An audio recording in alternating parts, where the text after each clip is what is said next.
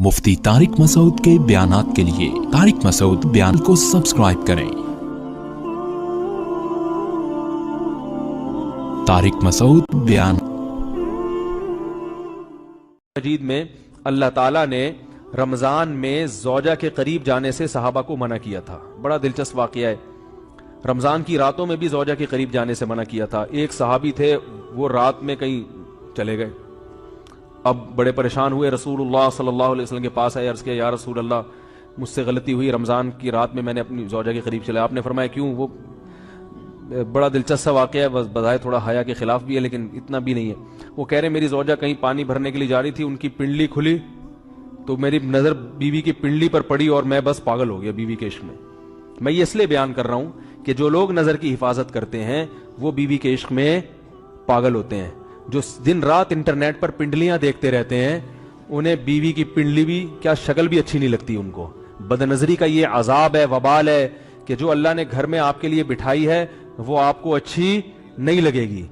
तो नजर की हिफाजत किया करो, इससे आपको अपनी बीवी से इश्क होगा, मोहब्बत होगी। बात आ रही है समझ में? तो अब देखो कैसा रोजे की हालत है। रमजान में पाबंदी है, इस्लाम में हुक्म था जो रमजान में बीवी से हम इस तरीके का 60 रोजे लगातार रखने पड़ेंगे।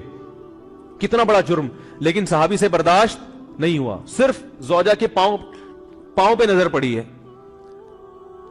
तो वो कैसे बीवी से मोहब्बत करते होंगे, और वो बीवी के बगैर रह सकते होंगे।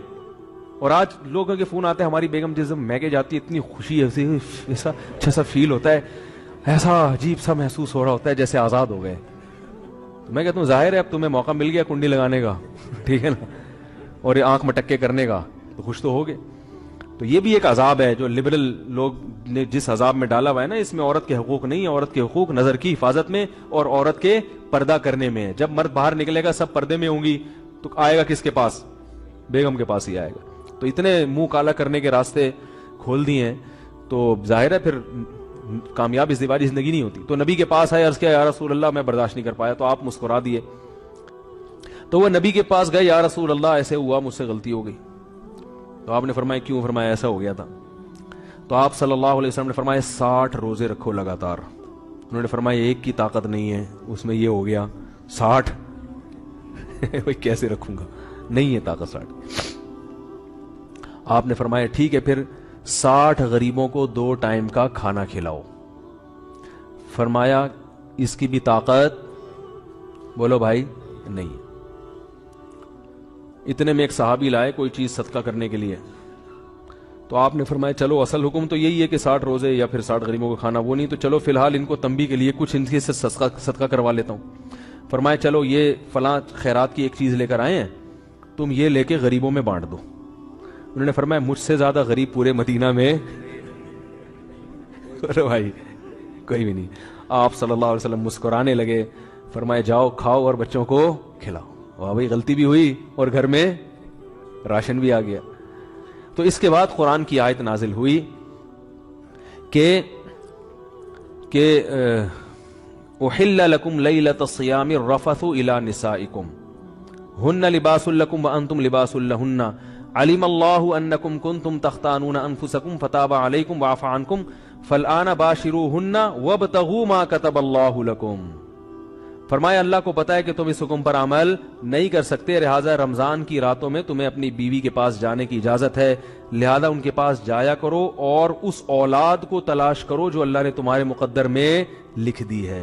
कुरान जहां भी बीवी से रिलेशन कायम करने की बात करता है, औलाद का जिक्र लाजमी करता है। यानी तलाश करो उस औलाद को जो अल्लाह ने तुम्हारे लिए लिख दी है। मा कतबल्लाहु लकुम, मा कतबल्लाहु अलैकुम नहीं है। अला का मतलब तुम्हारे खिलाफ, लकुम का मतलब तुम्हारे फायदे के लिए। लाम अरबी में नफा के लिए आता है, अला अरबी में जरर और नुकसान के लिए आता है। फरमाया ये नहीं कि उस औलाद को तलाश करो जो बतौर पेनल्टी के अल्लाह ने तुम्हारे मत्थे लगा दी है, जो अल्लाह ने तुम्हारे फायदे के लिए लिख दी है। इससे पता चलता है इस्लाम औलाद की कसरत पे किस कदर हरीस है। बात आ रही है और भी इस बारे में आयतें हैं कुरान मजीद की, मगर मैं अब ज्यादा तफसील में नहीं जाऊंगा। कुछ आयतें रह गई हैं, कुछ अहादीस रह गई हैं, तो वो इंशाअल्लाह फिर अगले